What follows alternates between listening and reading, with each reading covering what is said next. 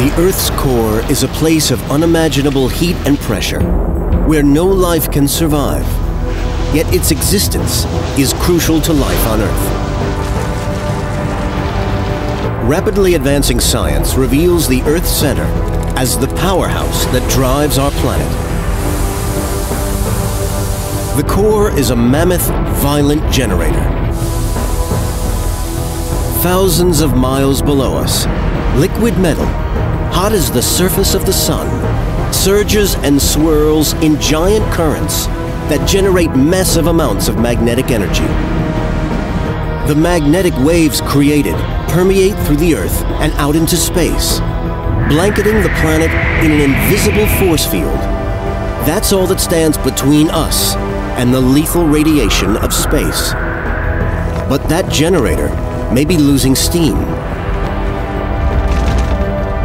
New discoveries from the Earth's core show signs of cooling, signs that our planet's heart may be slowing down.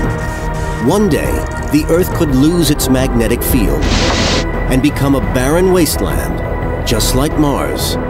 Scientists think when Mars's core died, so did the rest of the planet. The reactor might die in 100 years from now. Maybe 1,000. The Earth is decaying. Naked Science is making an imaginary journey to the heart of our world to answer the ultimate question: what lies at the Earth's core?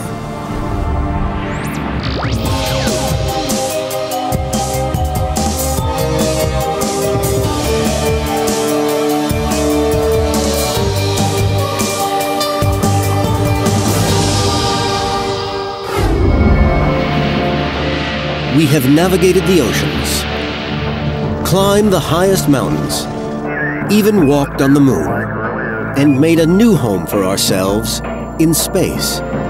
But when it comes to what lies beneath our feet, we have barely begun to scratch the surface. Underneath us, over 99% of our planet remains unexplored. Our very own planet is still a mystery to us. The interior of our own planet is so inaccessible to exploration, and yet we can explore the very depths of our universe and see back to shortly after the Big Bang that created the universe.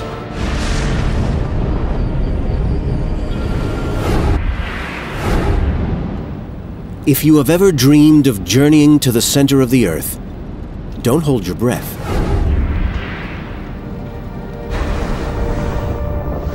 It's almost 4,000 miles below us, roughly the distance from Chicago to London.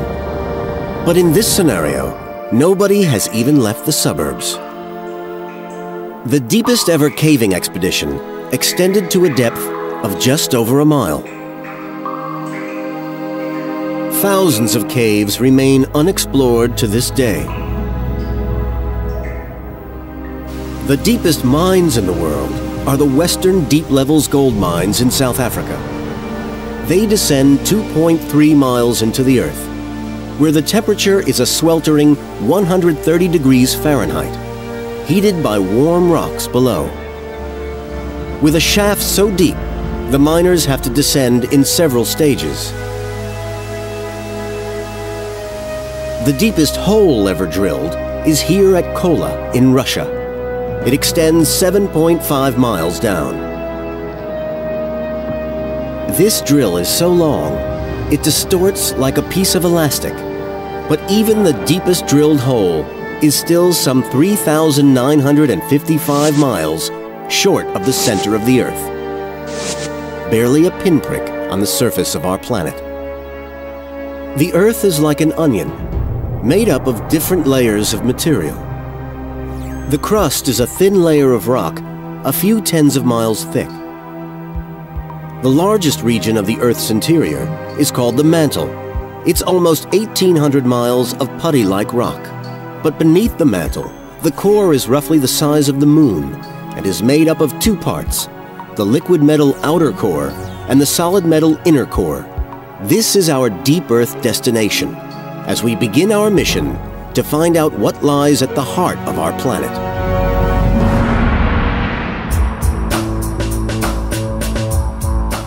Naked Science is on a quest to examine the latest scientific thinking at each layer of the Earth, eventually arriving at the very center. But it's a long way down. To get an idea of the true scale of the task, imagine a skydiver dropping towards the Earth from 10,000 feet up. He would fall so fast, he would hit the ground in 1 minute. But imagine if there was a tunnel all the way to the core. How long would it take him to fall to the center of the Earth?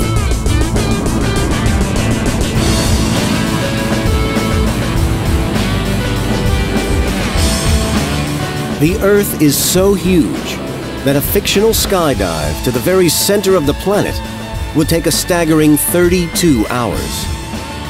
We're going to follow him on his one-way ticket through each layer.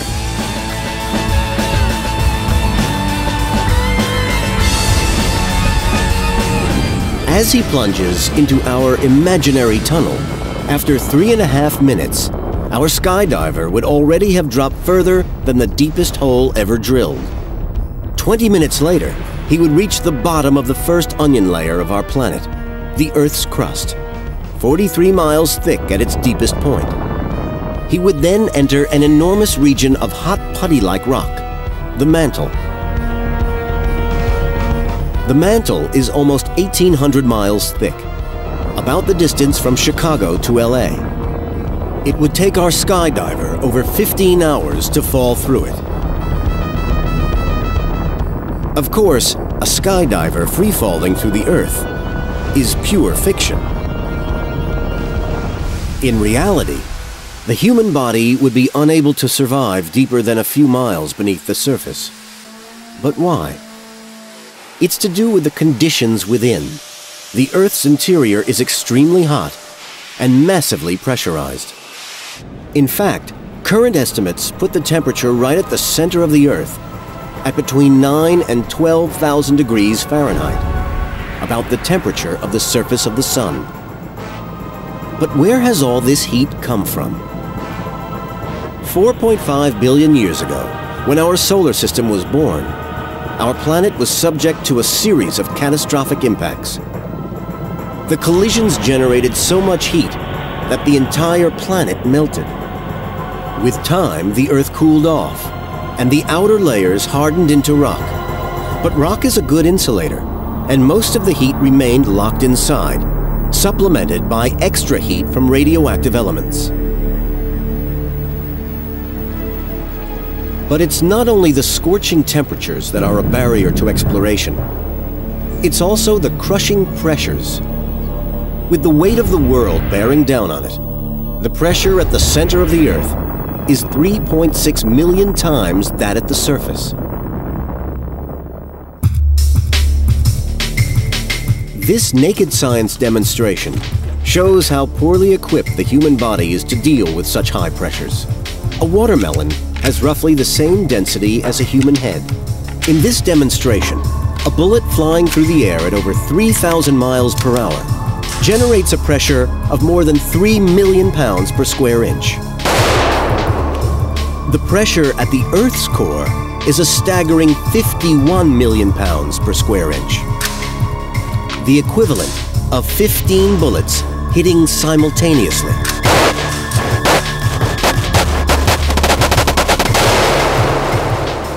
But with this kind of pressure all around you, your head wouldn't explode, it would implode. In fact, it takes specially constructed guns like this one at Caltech in Los Angeles to recreate the same pressure you'd experience at the core. Earth scientists use it to test materials under millions of atmospheres of pressure. Firing key in, and fire.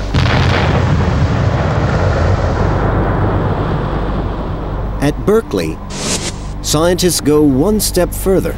They can test materials under extreme pressures and sun-like temperatures in a machine called a diamond anvil. So quite literally, we squeeze on a sample material between the tips of the two diamonds, achieving extremely high pressure. Diamond is the hardest substance on Earth. These are just plastic models. The real ones are much, much smaller. Not only does the machine squeeze, it also heats, shining powerful lasers through the diamonds. And using diamonds has an added advantage. They're transparent and can act as windows on the material. And so we can actually look at that sample while it's at the high pressures and high temperatures that exist deep inside the Earth. The high-velocity gun and the diamond anvil are among the only ways we have of creating core-like conditions on the surface of the Earth. Could the materials developed within them one day form the basis of a machine that will get to the core? Humans may never be able to travel there, but could we build a remote probe that may feed us information about what lies beneath? We are proud of our ability to push back the frontiers of our domain. But our own backyard is the toughest frontier of all. Our planet has a violent interior that's completely inaccessible to exploration. Until now, we've only managed to dig barely 8 miles down. But one man has an outrageous idea to blow that record out of the water. Many of my scientific colleagues, upon seeing this idea, laughed. Caltech's Dave Stevenson has a revolutionary idea that he is convinced will work, if someone is willing to foot the bill. Perhaps $10 billion. I'm just making a guess. His idea is striking in its brutal simplicity. You start a crack in the Earth, which then propagates rapidly, just as when you hit a plane of glass with a hammer, the cracks move so fast that you can't even see them with your eye.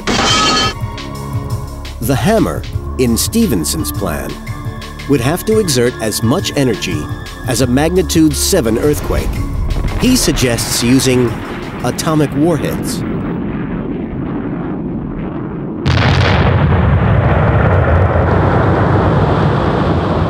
The next step would be to pour molten iron into the crack, and lots of it. That volume is equivalent to the amount of iron in about 100 Eiffel Towers. Stephenson believes that this much iron would sink like an upside-down lava lamp all the way to the core. Inside it, a probe made from materials developed in diamond anvils and pressure guns would read data from its surroundings, communicating back to the surface using waves of energy. It would reach the core within a week and then be lost forever. But in the process, it could provide us with new data about the makeup of the Earth's interior and the future of our planet. It may be simple, but in this demonstration, Stephenson attempts his own idea on a somewhat smaller scale. What we have here is the mantle of the Earth represented by jello, and we have the liquid iron here represented by corn syrup.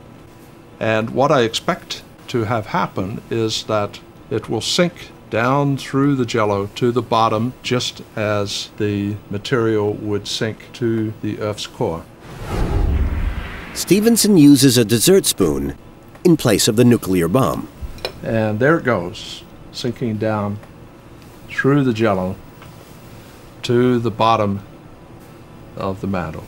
Like the mantle, jello behaves like a solid. Like molten iron, corn syrup is a fluid. This shows how it might be possible for a liquid to sink through the mantle. The other big advantage of this experiment is that once you finish the experiment, you can eat it. Stephenson's idea is a long way from ever becoming reality. But if it worked, it would break all depth records.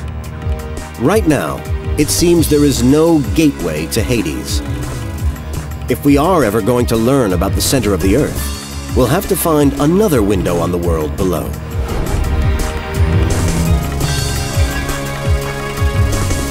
The key to viewing the inner Earth lies in one of the most destructive natural forces we know, forces that allow us to take a snapshot of the core. San Franciscans live on a geological knife edge, under constant threat from the violence that Mother Earth keeps locked beneath us. They know they're already overdue for the big one that is set to devastate their city. Many live in fear, but some, like Ed Garnero of Arizona State University, have a bizarre fascination with quakes. Earthquakes are incredibly powerful things and sometimes can destroy whole cities. But for seismologists, there's something that we can actually get excited about.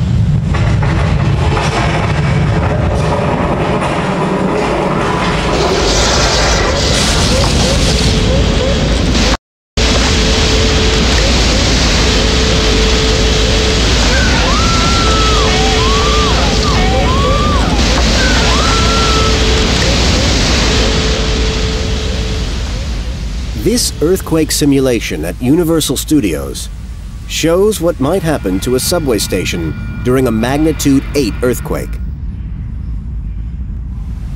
Earthquakes are the result of what scientists call tectonic activity.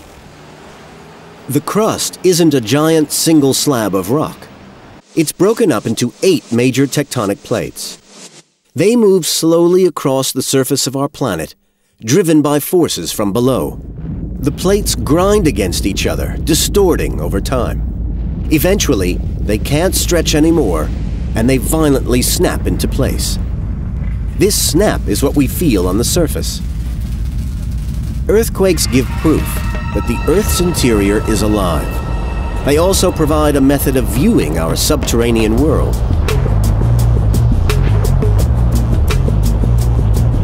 Garnero uses earthquakes to map the inner structure of the planet.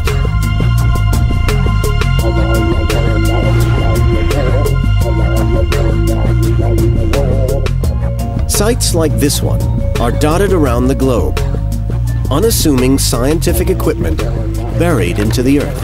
Yeah, that's interesting. Go first. Seismometers are like cameras pointing downwards towards the core. But they don't take pictures. They read shock waves from earthquakes on the other side of the world. The waves tell seismologists about the material they have been traveling through. Then, it's a matter of turning the shock waves into pictures of the Earth's interior. The result is very similar to an ultrasound of a baby in a womb. Sonograms use ultrasound to see inside the human body. The waves travel at different speeds through different types of tissue, and the computer interprets them as different shades of gray. To the human eye, it's a picture. Here's a picture of Nico, and this was actually probably just a couple months ago. Obviously, we're so used to looking at photos, we know exactly what's in it because it's so clear. Anyone could also look at the sonograms from when they're in the womb. If you take them at face value, it's bright spots and dark spots. The spots are images generated by a computer. The ultrasound machine reads waves reflected from inside the fetus. So when we do the same thing in seismology, we think we understand some basic principles, and that, along with interpreting sometimes the opaque images, we come up with a model. Thanks to seismology, we now have a detailed picture of what is beneath our feet. We can see the different layers and know which parts are solid and which are liquid. Below the thin crust, made from the rocks we know at the surface, the 1,800-mile thick mantle is also solid, but in a plastic putty-like form. Now, new seismic studies reveal that there could be a kind of subterranean mountain range near the core mantle boundary.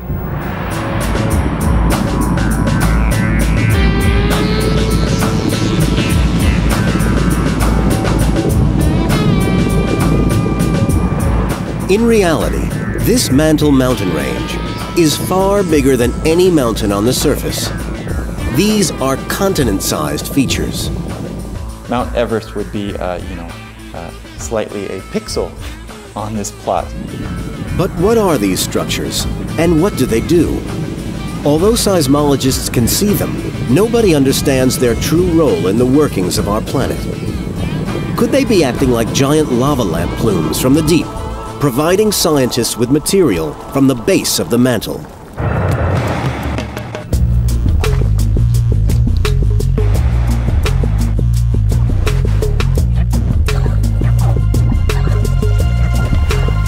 Iceland was made famous as a gateway to the core in Jules Verne's classic tale, Journey to the Center of the Earth.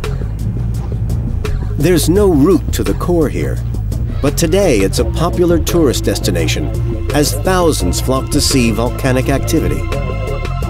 6,000 miles to the west, the big island of Hawaii is equally spectacular. Both islands have been termed hotspots, volcanic areas that are thought to emanate from hot sections of the mantle. But what depth does the hot stuff come from? Among volcanologists, there are two schools of thought. Those who believe that material emerges after a long ascent from the base of the mantle, and those who believe that it originates from the top of the mantle. Volcanologist Ken Hahn runs a demonstration of the two theories. The idea of a deep hotspot is very similar, in fact, to something that, well, maybe not everybody has, but people my age have seen. It's a lava lamp. Down at the core mantle boundary, there's heat, and that heat escapes from the core and heats the overlying mantle, which becomes lighter, a lot like a helium balloon or something like that, and this material rises up through the mantle of the Earth until it comes up near the surface. Like most volcanologists, Hahn subscribes to the deep hotspot theory. But a new theory could soon change that scientific opinion. It suggests that the lava we see in Hawaii and Iceland is not generated by heat that has risen from the bottom of the mantle, but the very top, released thanks to a drop in pressure where the crust has cracked.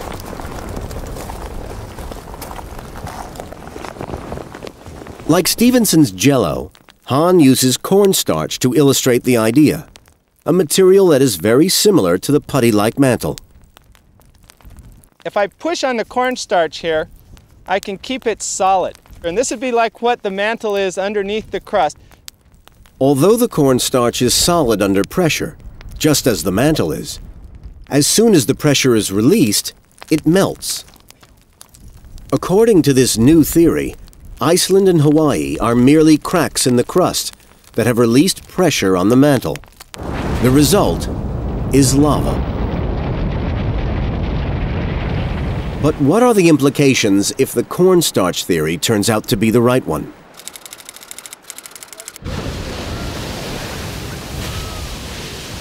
Gillian Folger is the founder of the theory. She has spent over 25 years in Iceland gathering data to support her idea.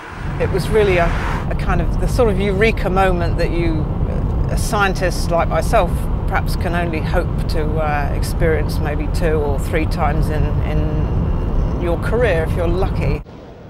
If Folger is right, then hoping to learn something about the core this way could be a blind alley.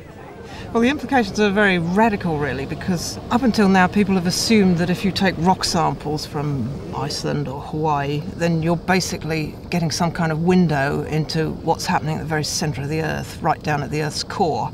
But this theory, although it's very, very exciting and it's very, very new, for those people who are interested in studying the core, it carries the rather sobering news that these rocks are telling us nothing about the core.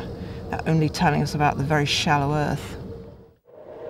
Whichever theory is correct, Earth scientists still have much to learn from volcanoes. Lava originates from well below any depth we could hope to reach. So far, our Earth diver has traveled 2,000 miles in under 20 hours. Now he is plummeting through the outer core of the Earth. The outer core is a liquid layer of molten iron and nickel. An ironworks is a perfect illustration of what the outer core might be like. Liquid metal flows freely at several thousand degrees Fahrenheit. Here, naked science measured molten iron at 2,500 degrees Fahrenheit.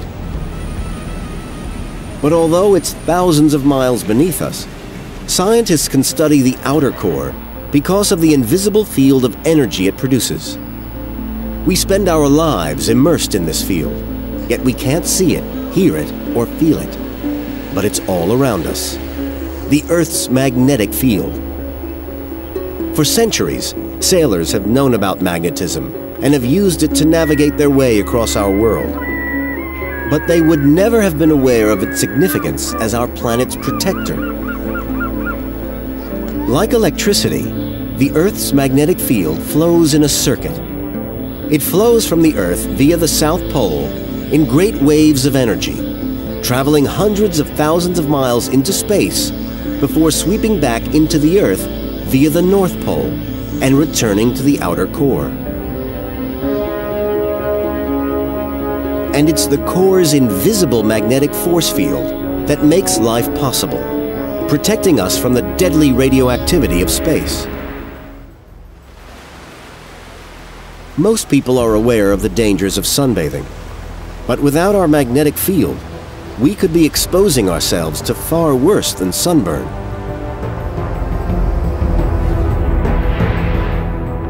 At its center, the sun behaves like a giant nuclear reactor, generating radioactive heat. Enormous storms rage on its surface, flinging radioactive winds into space, some in the direction of Earth. But as the solar winds gust towards the Earth, our magnetic field behaves like a giant umbrella, deflecting charged radioactive particles away from us. At the poles, where the magnetic field flows vertically in and out of the Earth, cosmic radiation enters the atmosphere, glowing brightly in fantastic displays known as the Aurora Borealis at the North Pole and the Aurora Australis at the South Pole.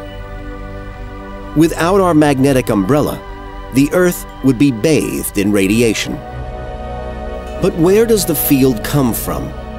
And how is it generated? Dan Lathrop of the University of Maryland thinks he has the answer. Earth produces a magnetic field much like a bar magnet or a refrigerator magnet might. The Earth does it, though, by a very different process. The current theory suggests that the outer core is the Earth's magnetic powerhouse. Within the outer core, billions of trillions of tons of liquid metal constantly circulate like weather systems in our atmosphere. This subterranean ocean of iron and nickel is thought to be the origin of our magnetic field.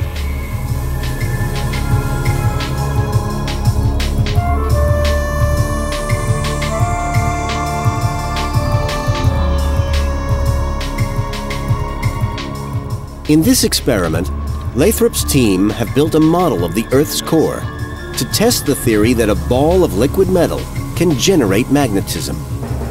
This is an experimental model of the Earth's core. So the ball, when I'm running the experiment, is filled with the liquid metal, and then we spin the whole thing at high rotation rates up to about 30 revolutions per second. To melt iron would take too much energy, so in this experiment they're using sodium. Sodium is a metal and has many of the same properties as iron, but it's much easier to melt, which makes it an ideal substitute. But there is one catch. It's highly reactive. Even small amounts burn explosively in water. You can go ahead and turn the heaters on, Dan.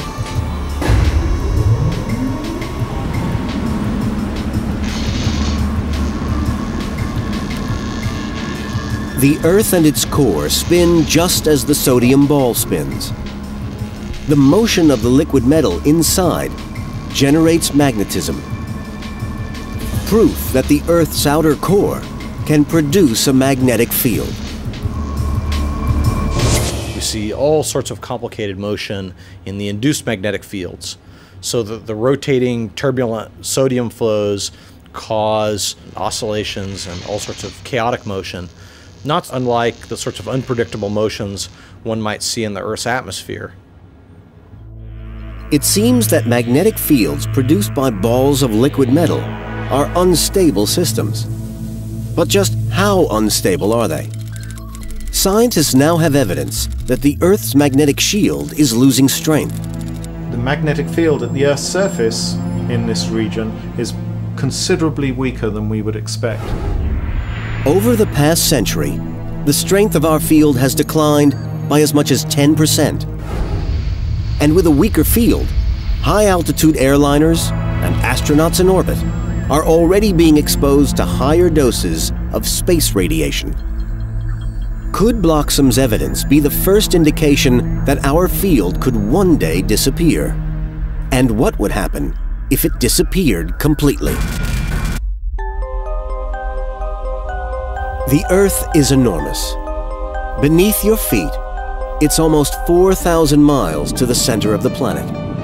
About the distance from New York to Salt Lake City and back.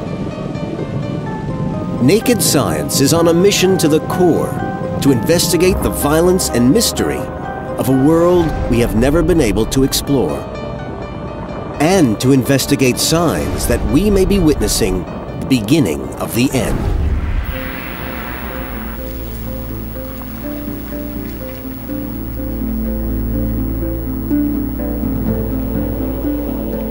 Marblehead, Massachusetts. Naked Science is in town to uncover a potentially alarming discovery. In the 1990s, Jeremy Bloxham of Harvard University published data that was widely regarded as the clearest indication yet that the Earth could be in for a turbulent ride. One of the things I looked at a long time ago was I realized the need to see how the magnetic field has changed, and that meant going to observations of the magnetic field that had been made by people like James Cook during his voyages of exploration. For centuries, sailors have been keeping a record of the Earth's magnetic field. Back in the 18th century, people were making careful and methodical observations of the magnetic field so that they could work out the angle between true north and compass north for navigation. Compass needles are themselves tiny magnets. They work by lining up with the Earth's magnetic field. But the north a compass will point to, known as magnetic north, is not the same place as the north you will find on a map, called true north. Thanks to the motion within the core, magnetic north is constantly on the move. Scientists can predict where it will go in the short term, but its long-term future is anybody's guess. So to help sailors navigate, nautical charts were routinely updated with the angle of deviation, the angle between true north and magnetic north. Today, the charts tell a detailed story about the core.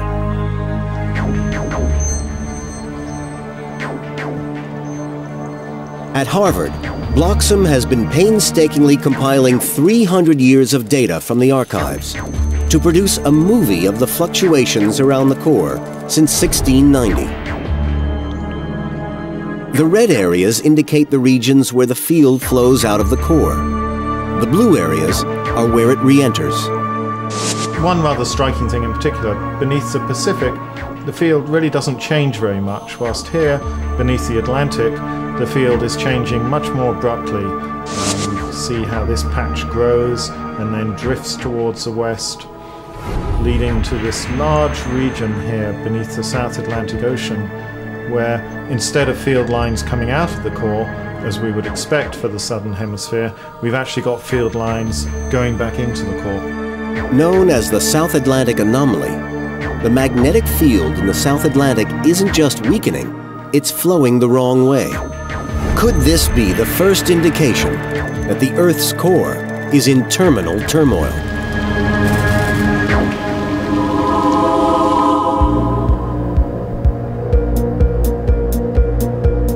To find out more, Naked Science travels to the middle of the Pacific Ocean. The Big Island of Hawaii is famous for being the largest volcano on the planet.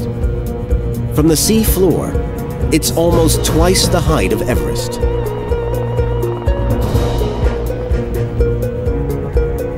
Scientists from the U.S. Geological Survey keep a watchful eye on the lava, monitoring when and where it will erupt next.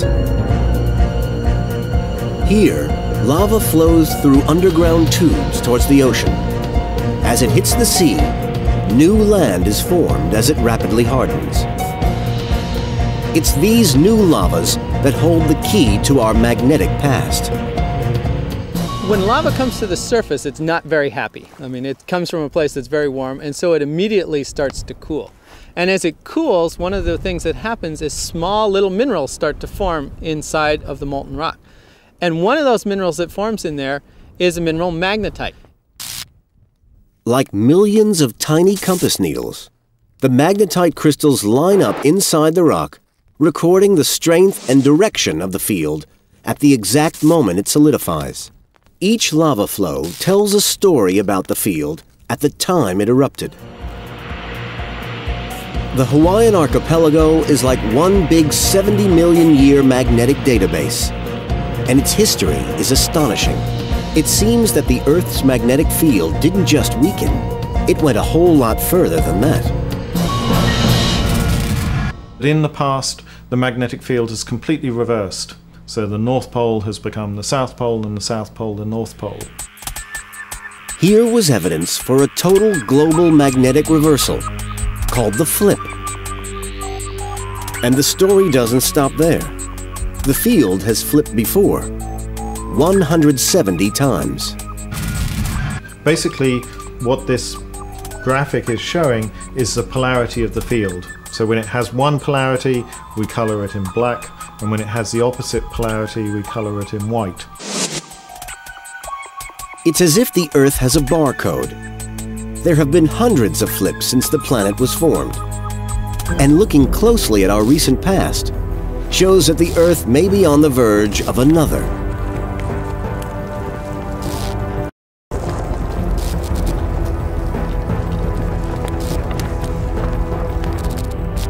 In the last 150 years, we've seen about 10% of the Earth's north-south component destroyed by this process of growth of this reverse flux patch. That's about the rate at which the field changes during a reversal. This patch of reverse flux over the South Atlantic could be the first indication that the Earth is in the early stages of the next flip. It seems that it's not a question of if the magnetic field of the Earth is going to reverse, but when the magnetic field is going to reverse. Nobody has ever experienced the flip. The last time it happened was 780,000 years ago, when Homo erectus walked the Earth. The flip occurs on average once every 200,000 years. We're already overdue by almost 600,000. So what could we expect if we're about to go through one? First, the Earth would develop multiple poles at random locations: north, south, east, and west. We'd see auroras at night all over the planet.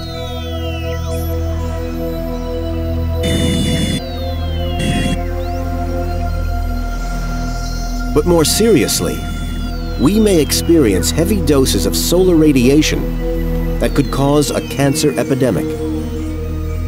But nobody can be sure.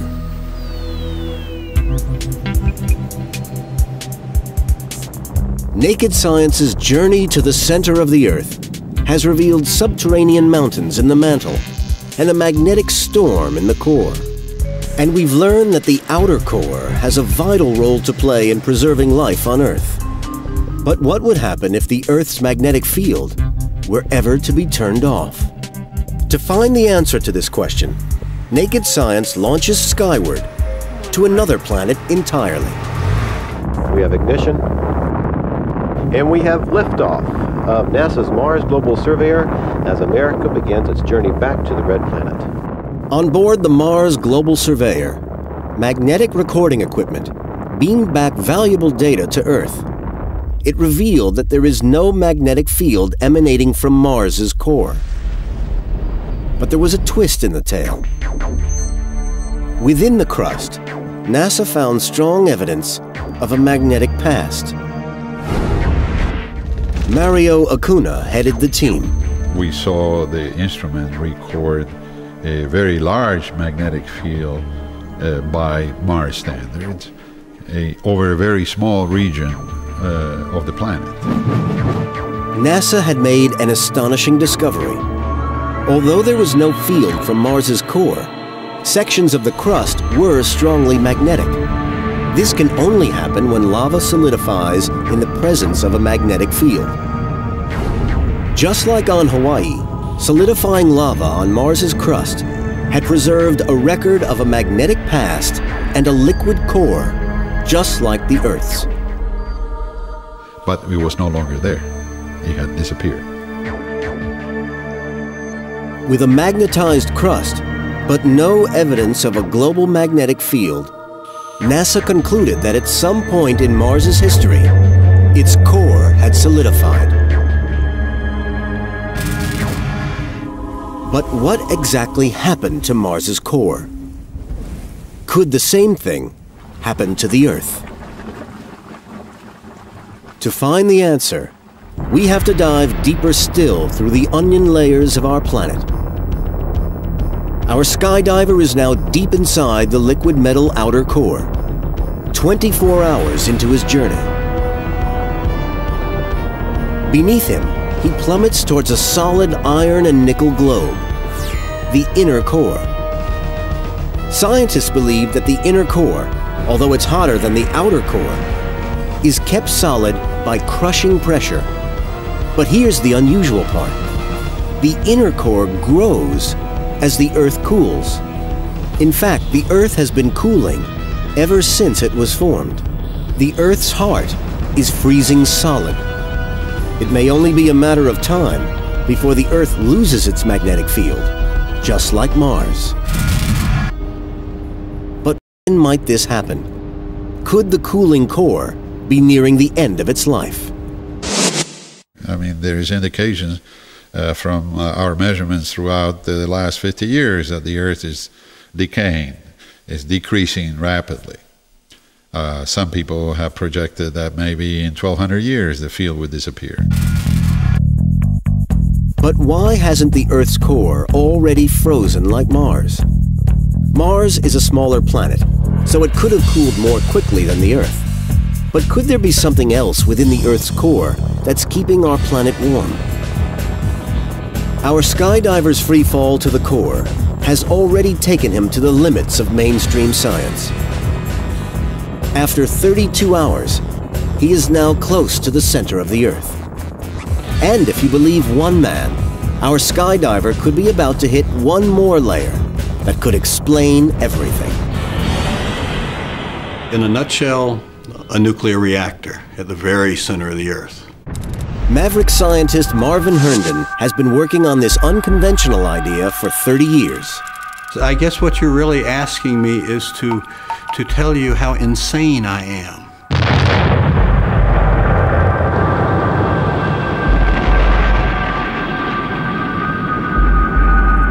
Herndon thinks that within the solid inner core, a 5-mile-wide ball of uranium and plutonium generates the heat that powers the motion of liquid metal in the outer core.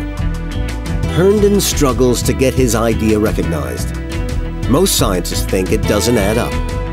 But just how crazy is this idea?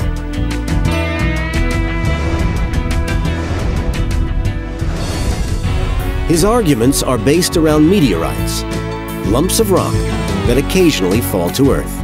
It was just a huge explosion, and we looked around and it was just dust everywhere. So unbelievable, really. I'm just glad that no one was sitting on the couch. Scientists agree that meteorites are the purest material in the solar system, that they're lumps of material left over from the formation of the planets. Herndon believes that there is one type of meteorite called an enstatite chondrite, whose makeup is more like the Earth's composition than other meteorites. According to his research, the chemical nature of enstatite chondrites could tell us about what's happening inside the Earth. Well, I did this for almost 200 meteorites, and it's amazing. The enstatite chondrites are the only chondrites that have the kind of percent of alloy that the Earth does. Enstatite chondrites are laden with uranium that would sink to a planet's core. And while many would disagree, Herndon believes this is what happened when the Earth was formed. He reasons that there's enough uranium and plutonium at the core to spontaneously react. If that sounds far-fetched, no one has explained this peculiar fact. Jupiter radiates twice as much energy as it receives from the Sun. Like Herndon's Earth, could Jupiter's stormy gaseous facade hide a planetary-scale nuclear reactor? Then there's a small region of West Africa called Oklo. In the 1970s, French scientists revealed that this uranium mine was once a natural fission reactor. That was proof that in nature there can be nuclear reactors. Well, all of a sudden, the pieces just all came together at once. But the true cornerstone to the Herndon theory lies in one particular chemical that emanates from hotspot volcanoes like Iceland and Hawaii, a form of helium. Now, when uranium fissions, it splits into two pieces, helium of mass 3 and helium of mass 4. These are the fission products. The fission products are like fingerprints of a nuclear reaction. Herndon argues against prevailing opinion that the helium that erupts within the lavas can best be explained by his nuclear reactor theory. He thinks the reaction byproducts are swept to the surface by hotspot plumes. So if he is right, what are the consequences? His most recent calculations show an alarming trend. They show all the signs of a nuclear reactor that's running low on the fuel that powers it, uranium. The reactor might die in 100 years from now, maybe 1,000, maybe 1,000,000 years from now, and perhaps even 1,000,000,000 years from now. We just can't say with any certainty on that. Herndon believes if the reactor dies, so will the magnetic field. But whether there is a nuclear reactor at the core or not, all scientists agree that one day it will freeze solid. It's just a matter of time. So what would happen to a planet that lost its magnetic field entirely? Could the loss of Mars's field be linked to the time it became a lifeless desert? The answer lies in the discovery on Mars of two of the biggest impact craters in the solar system, thousands of miles across. Hellas and Argyre, left behind after asteroids collided with the planet.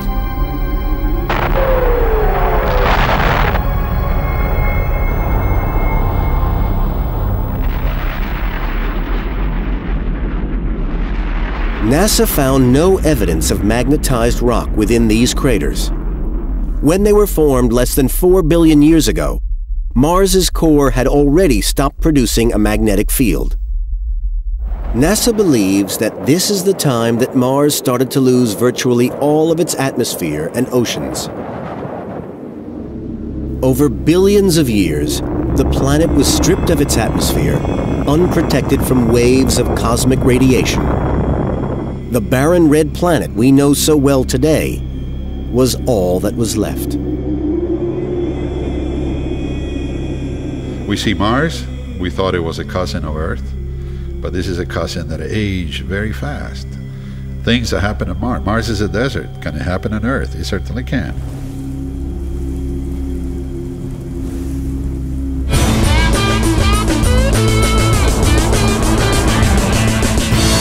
Naked Science set out to find what is at the center of our planet.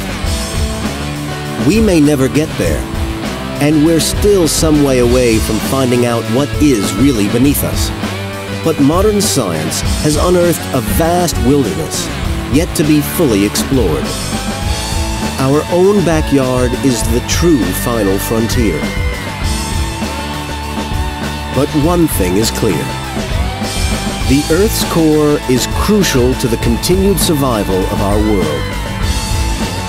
Without the protective magnetic shield it generates, our planet would be open to a radioactive onslaught from space. The Earth could one day become a desolate wasteland, just like our red neighbor.